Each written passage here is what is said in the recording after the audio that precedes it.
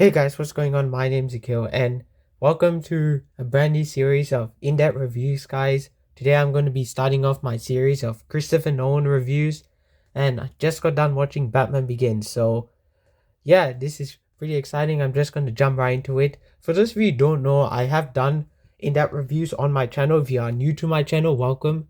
That's awesome. And I have done the first four Pirates of the Caribbean movies, except for the fifth one.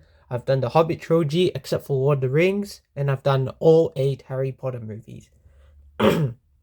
Excuse me, guys. Sorry about that.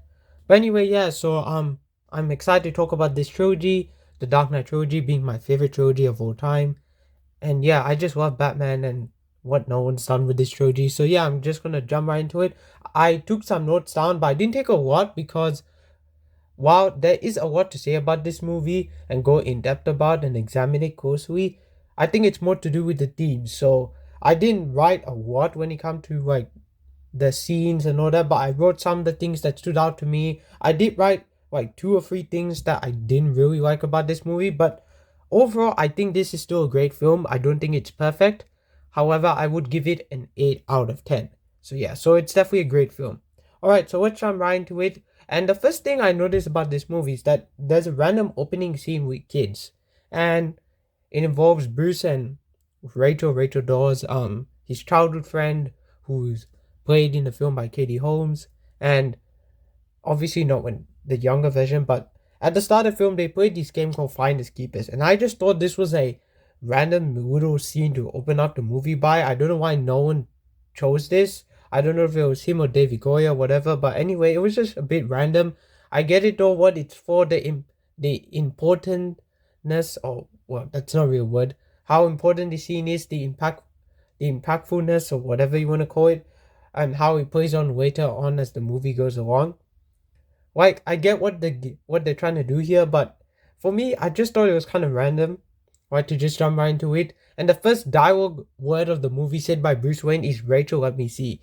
I just thought that was very weird. I know they could have done something bad with that. Like Dark Knight and Dark Knight Rises had much more stronger openings with the heist and obviously with Gordon's speech talking about Harvey Dent. Like it sets the tone for the movie very well. This just sets the tone like it's a kid friendly movie, which it obviously isn't. Now, moving past that door, we cut to Bruce Wayne when he's older, played by Christian Bale, who is still currently my favorite Batman. And while I love Ben Affleck as Batman and all that, his Bruce Wayne is still pretty damn good too, but Bale is still to me my ideal Batman. Like I can't see him as anyone else but Batman. Like I loved him in Prestige and Ford v Ferrari, but in this movie he is Batman and he nailed it perfectly. The voice, yeah, at times is a bit weird, but what can you do? I still love the voice. But speaking of Bruce Wayne, we get a good introduction to where Bruce Wayne is at. Like the camera just like moves around and shows like all the different people in like this country in Asia. I don't know where it is exactly, and I don't want to get my geography wrong, so I'm just gonna say it's somewhere in Asia. Yeah, that's what I'm gonna say, because I do know that there's a training scene which I'll talk about right after this. Or pretty soon, involves like him training in Bhutan. So I think it's like Southeast Asia or something like that, Vietnam or something. So yeah. So we get to see where Bruce Wayne's at. Obviously, he's taking out guards left and right and all that, and he's having nightmares about his past as usual. Because let's face it, he that incident that happened when he was a kid really traumatized him. And speaking of that, we get to see Bruce seeing the bats during the show. Now, by this I mean we cut to Bruce Wayne when he's younger again. Uh, but before that, we get some more dialogue when Ra's al Ghul tells him, played brilliantly by Liam Neeson. This is a fantastic performance. I really loved Liam Neeson in this movie. He was fantastic. No one talks about him as much. Like, obviously, Joker is the pinnacle of Batman movie villains by Heath Ledger at this point, but this is probably one of the most underrated villain performances in any superhero movie that I've seen, I would say. So, yeah. And he says to him, just before we go back to a flashback with young Bruce Wayne as a child again, he says to him, "Tell us, uh, Mister Wayne, what do you fear?" And then we see Thomas Wayne helping him up after he fell down in the ditch in his own garden, his in the front yard of his house. That where he fell down and the bats attacked him and all that, whatever. And then his father pulls him up and all that. Then they have a bit of heart to heart moment. They go on the train. His dad tells him that he built the train, and then stuff happens involving Bruce going to the show, and he sees that the incident will not leave his mind. What he saw that day would still affect him, and it still affected him when he watched the show because he was picturing the bats while he was watching the show, and I really liked how they did that, like the dark imagery and all that, the music as well, and it made it very, very tense and suspenseful. It was very well done. And then we we go outside because Bruce wants to leave. He doesn't feel safe. Thomas then says, "No, it's my fault. I just needed some fresh air." The mom also was obviously with them. So the three of them go. They're walking, and then they see someone. They see a thug. And you guys obviously know, if you are fans of Batman, if you somehow do not know the origin story of Batman, this is by far the most important moment. This defines who Bruce Wayne and Batman is. This moment right here. And I love how simple and straight to the point it is. There's no exaggerated score in the background. It's just gunshot sounds and quick dialogue, and that's it. And the actor who plays Jojo actually does a pretty damn good job. And I love how after that there's just somber music in the background, and I love the shot when Bruce just sits there and in front of his parents' dead body. That's an iconic shot now. Even in the comics and the animated films and all that, they've done that. Yeah, so obviously Bruce Wayne's parents die. We obviously know that, and then we cut back to the future, if you know what I mean. Okay, that was a bad joke. And then we come back to the future with Ra's al Ghul and Bruce Wayne, and we get to see them training. And this is by far my favorite training sequence in any superhero movie period. It's only real competition is the scene in X-Men First Class when all the guys are training, and the music is really good there too. But here we get great music, great cinematography, and fantastic dialogue from both Liam Neeson and Christian Bale, and I love that. So the training happens, they're training and all type of stuff. And then Ra's al Ghul tells him about his wife, how she died. And then we get some more training sequences and all that. But then we go a little bit more forward. That's right, we go a little bit more forward past all the training. Bruce Wayne at this point has obviously become very successful with the League of Shadows. He's just about to join them, but then he's put in front of him a big choice. Does he want to become an executioner or not? And this scene just messes with him. It's just crazy, because let me rephrase this. Basically what the scene is to show if Bruce Wayne is ready to become a killer, an assassin. And he obviously says no, he cannot. Then the fake Ra's al Ghul, played by Ken Watanabe, starts talking about killing Gotham must be destroyed, and I did not like that. This is another negative I have with this movie. There are quite a few others, but I didn't want to nitpick everything, like Scarecrow on a horse I thought was random, and some random, every time when dialogue happens, there's some music in the background. I thought that was a bit weird. I don't know why.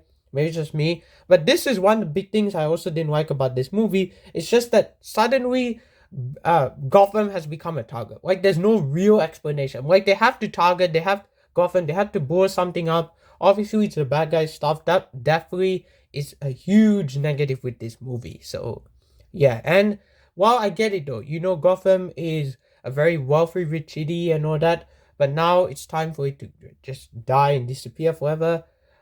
I don't know why the way Ken Watanabe said it, Gotham must be destroyed in his accent, I don't know, it was a bit weird, but what can you do? I just found it was random and completely unnecessary. You had to just shoehorn in some dialogue about blowing up a city. Of course you did. So then we go and to the future. Obviously, we see Bruce return back safely after the monastery gets destroyed by him. He lights it on fire and pretty much leaves his friend left for dead, as Liam Neeson says when on the film. But he technically didn't, because he actually saved him from the fire.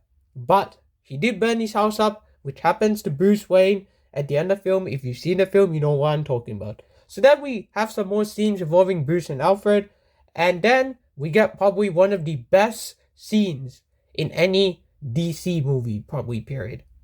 And this is my favorite scene in the whole movie. Yeah, it probably is my favorite scene in the whole movie too, I would say. There's quite a few great scenes in this movie. My second favorite is probably the training scene, but now the more I think about it, the more this is probably my favorite scene too. Actually, no. That's not true. Sorry. I just realized there's another favorite scene. Wow.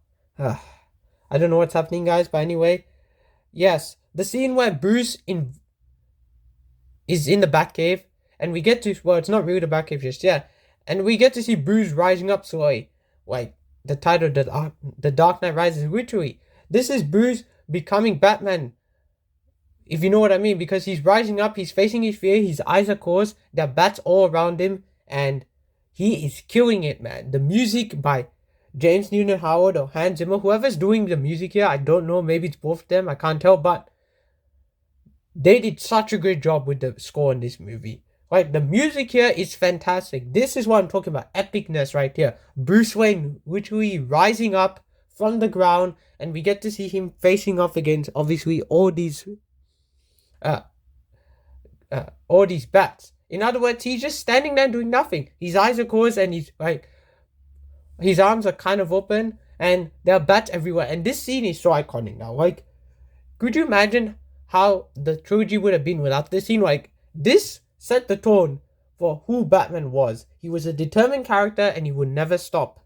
And then we jump to the future bit, because there are some scenes that I felt like I didn't really want to talk about and all that. So now we're jumping way forward. I'm sorry, guys. Like I said, I didn't take so much notes because I didn't want to nitpick the hell out of this movie, even though I probably could and all that. But like I said, it's not perfect. It's still a great film, 8 out of 10. So another thing I really like about this movie is the reveal of Batman. And this is actually the scene I was talking about being my favorite scene. So it's this scene. Then second will probably be the scene involving the training. And then third will probably be the scene where I just talked about. So yeah, so those are my 3 favorite scenes in this movie. But this scene right here, wow! They did such a good job with this scene. Involving Batman revealing himself for the first time and saying, "I'm Batman" to Tom Wilkinson, who plays Carmine Falcone in the film. It is fantastic. The way Nolan directed this scene, the way it's shot, the music is so good. It's amazing. It's suspenseful. It's tense. Quite scary when you think about it. Like, could you imagine like just being like attacked by Batman and like he's coming out of nowhere? And I love the part when one of the guys are like, "Where are you?" And then he's like, "Here." Like I'm not doing the voice. It's terrible when I do it, but he does it so well. I love that scene. It's so good. It's amazing. And then he's like, "Nice coat" to the guy he gave the coat before, and the guy who he gave the coat before is like, "Thanks." It's so good. Nolan has a great job of putting humor in the movies as well. It's awesome.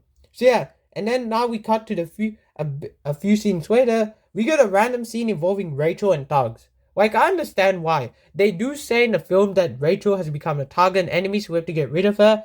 But it was so random and abrupt. Like, all of a sudden we see Rachel in the train and she's leaving the train, thugs are following her. It's just so random. Like, they could have done something a little bit better than that.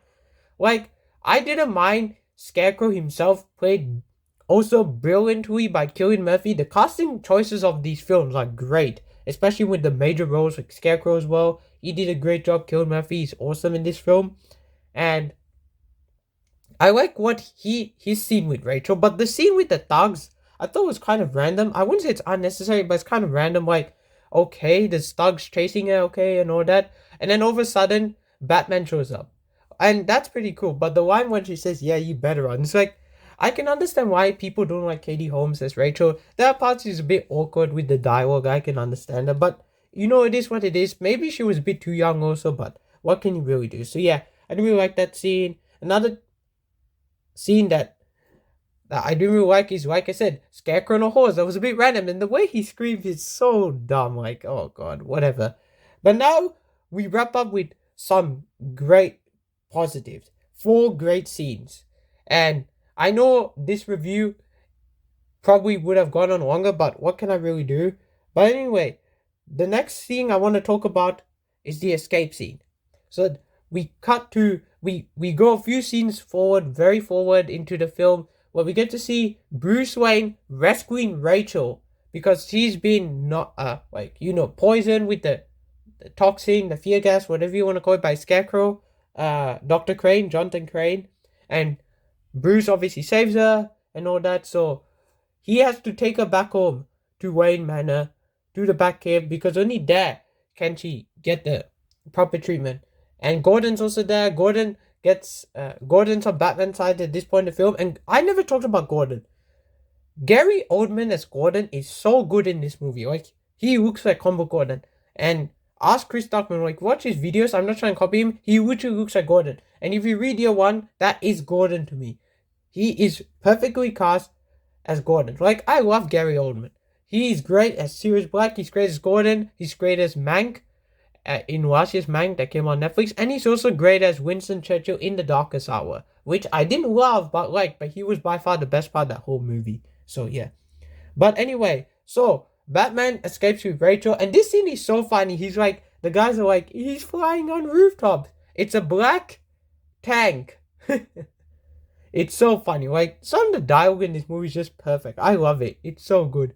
And Rachel's like so freaked out the whole time. And it's awesome. And the music is great. Molasses, the score is perfect here. Batman just jumping from rooftop to rooftop. It's awesome. And obviously he escapes. And he goes back to the Batcave. But just before then, he's like, Rachel! And that part's... I know, that's funny, but... it's the way he says it, it's so funny. Yeah. Alright, so then after that, we have another scene. We have some more dialogue. Obviously, some crazy stuff happening. We now have the full-on, like, scene involving, Ra's al Ghul and all that. Ra's al Ghul needs to be stopped because Ra's al Ghul is actually alive. He's the real one revealed this time. He's not Emilio Ducard. Liam Neeson's character is still alive in the film. He lights up the mansion after, Bruce Wayne does a very silly speech of, like, calling his friends dumb losers, whatever, and telling them all to leave. And Ra's al Ghul lights the place on fire because he says to him what Bruce Wayne did to him before. You lit my house on fire, left me for dead? Consider us as even. Yeah. I mean, it's kind of true when you think about it. Like, you can't do that without getting some payback. So he returns the favor and does the same thing to him. Alfred rescues him because he got knocked out a bit. And then obviously he suits up. But before that, there's some dialogue obviously in the film. He just doesn't suit up right away. And then the same line that happens early in the film between Bruce and Alfred. Bruce is like to Alfred, you still haven't given up on me, have you? And then Alfred's like, never. And Michael Caine also as Alfred is perfectly cast. He's amazing in this film. So is Morgan Freeman, who is also great. And he does a great job in the movie too. So, yeah. But anyway, the suit up. It's so good. I love the suit up. The music is great. And Tom Magnus actually, I don't know if he still does it, but he uses that intro when he suits up from Batman Begins. And then Tom Magnus has some random voiceover in the background. It's so funny. Like, that's how good the suit up is. Anyone can just take that suit up and just, do whatever they want. Obviously, I don't recommend it because copyright, but the suit up is great. I love the suit up. It works so well in the film. Because when you think about it, Bruce Wayne, we haven't really seen Bruce Wayne become Batman and suit up properly. But now we do. We get to see it happen. And it's awesome. It's very brief and quick, but it still works really, really well. And I also love how the wings are used in this movie when he flies. Obviously, he needs some air to push him around and all that. But there are some parts like, hey, what? How is he flying here? Okay, whatever. But anyway, yeah, I love the suit up. And then we go to the future. Not future. Cut a few scenes later. Not cut a few scenes later. We jump a few scenes forward. We get to see Rachel talking to Bruce in the Batsuit. And then she wants to know who this man is. And then the moment he says, it's not who I am underneath what I do that defines me. And she says, Bruce, it's so good. That scene was like perfect. That's a perfect scene right there. Like, they whipped it around back again. Because Bruce was talking to Selina before, after he came out of the pool in a hotel with some random girls. That's him being a playboy, obviously. But Rachel was there. And she was telling him, it's not who you are underneath, it's what you do that defines you. And then the fact that he says it at that moment in the Batsuit is like It's so good. You get goosebumps of it. I didn't get goosebumps, but it's epic as hell. I love that scene. And then obviously we get the final battle. Obviously, Liam Neeson's character Ra's al Ghul dies, and that's the end of the movie. But there's more. There's more. We get to see a great final scene involving Gordon and Batman, and we get probably one of the best teasers for a sequel. If not, probably my favorite I can think of. That's not an end credit scene. That's actually in the movie, I would say. Yeah, I think maybe it is. Is it? I don't know. I can't think so. Think of anything else. I mean, the second Pirates of the Caribbean movie ended off with Barbossa walking down. That was a great tease to show they'll be teaming up. That was great. But this, Joker's not even in the movie, and they show the Joker card, and oh my god. This is amazing. That Joker tease is still iconic to this day. I love it. It's so good. Like, it would be amazing. Like, once they showed the Joker card, they could have done like some, where it had some laughter in the background. Like, maybe Heath Ledger. I don't know if he was cast at the time. Also, rest in peace. What a great actor he was in that film. And yeah, the Joker tease is just so good. So yeah, guys, that's all I have to say for this movie. I know it probably went on for some time. For others, probably didn't. But that's all I have to say for this movie, guys. And yeah, so before I actually go, I do want to say my schedule for June. Every Monday, which it's Monday right now, or depending on when this video uploads, probably Tuesday, whatever, I'll be reviewing a film in the Dark Knight trilogy by Christopher Nolan. So this Monday's Batman Begins already done. Next Monday's The Dark Knight. The following Monday's The Dark Knight Rises. Then Fridays will be catch-up reviews for movies I missed at the start of the year. This Friday's Tom and Jerry. Next Friday's Chaos Walking. And then the following Friday's Cherry. Both these films star Tom Holland, and both these films I heard are kind of bad. All three of these films are bad, actually. So that's why I put them up, but I want to see how bad they are. You know, I'm giving them the benefit of the doubt. Hopefully they're not terrible and garbage, but who knows? I have a feeling Tom and Jerry might be. We'll see. But anyway, yeah, that's it, guys. Batman Begins done. Sorry if my voice sounded weird. I don't know what's happening. But anyway, yeah. For those of you who are sticking with me for the rest of reviews this month, I appreciate it. I'll see you guys on Friday. And for those of you who are just here to hear my thoughts on the trilogy, I'll see you guys next Monday for The Dark Knight. But until then, thank you guys so much for watching. Don't forget to like, comment, and subscribe to my channel. My name's Akil, otherwise known as the Comic Director, and I'm signing out.